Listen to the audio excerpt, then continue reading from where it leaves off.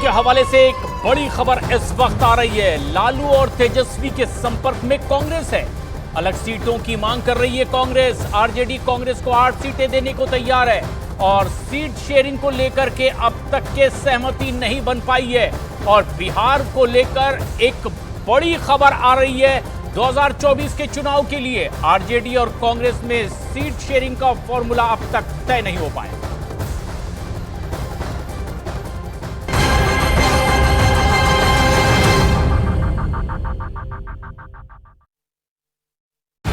लेकिन इसमें बड़ा अपडेट यह है कि ईडी ने जमानत अर्जी का विरोध किया है।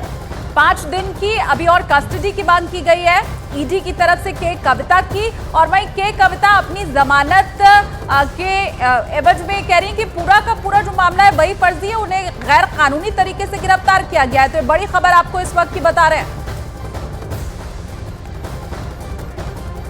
और चलिए सीधा रुख कर लेते हैं राउज एवेन्यू कोर्ट से ही हमारे साथ इस वक्त आनंद तिवारी जुड़े हुए हैं। आनंद, गैर कानूनी बता रही है इस पूरी गिरफ्तारी को के कविता, लेकिन क्या जरा भी गुंजाइश है उनके बच पाने की?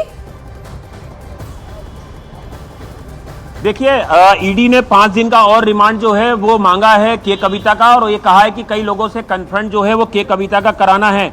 इसके अलावा ईडी ने यह भी कहा है कि हमें के कविता के जो बयान थे उनको कन्फर्म कराना है। और पहले भी हम बता चुके हैं कि उनकी क्या भूमिका थी। 100 करोड़ रुपए की रिश्वत की जो साजिश है वो के कविता ने रची है, ये कोर्ट को बताया ईडी ने। ईडी ने कहा है कि 4 लोगों के बयानों से के कविता को कन्फर्म कराया भी जा चुका है, ये एक महत्वपूर्ण जानकारी दी है। और 2023 की एफएसएल रिपोर्ट के मुताबिक ये कन्फर्म जो है वो ईडी ने कराया है के कविता से 4 आरोपियों का।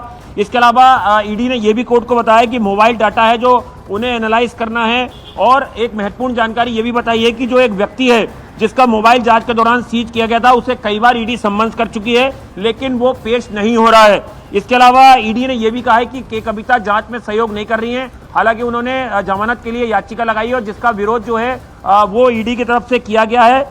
एक और महत्वपूर्ण जानकारी ईडी ने कोर्ट को बताया है कि के कविता की जो भतीजी हैं मेघा सरन, इनके आवास पर भी जो है वो ईडी की रेड चल रही। जैसा कि हमने सुबह भी जानकारी दी थी कि हैदराबाद में जो के कविता उनके रिश्तेदारों के यहाँ शराब घोटाले मामले में रेड चल रही है। और ईडी की कस्टडी बढ़ाने पर राजौरी कोर्ट ने फैसला अब जो है वो सुरक्षित रख लिया है। बिल्कुल आनंद, आप बता रहे हैं फैसला सुरक्षित रख लिया, तो क्या माना जाए कि अभी कुछ देर में फैसला आ जाएगा? ईडी ने 5 दिन की रिमांड मांगी है, और क्या अपडेट इसको लेकर?